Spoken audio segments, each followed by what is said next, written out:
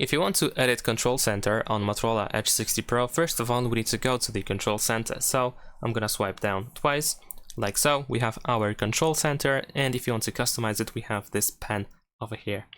So if you tap on this pen, you should be able to find the list of all options that are so far added. And then there's also the section of tiles and options that have not been added yet.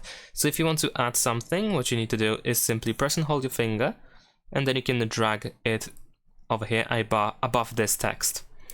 And there we go. This is how we can add something. If you want to remove something, then you just do the same thing. Just drag it to the bottom side over here. And that's all. Of course, we can tap on these three dots over here in the top right corner in order to reset the control center, so you restore the default control center. And there are also additional settings of the control center. More precisely, we can open settings on our phone.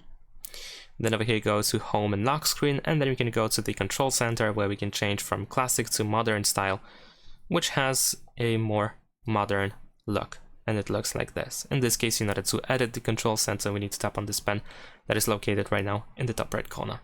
And then we have edit quick settings. And that's pretty much it. Thanks for watching, leave a like and subscribe.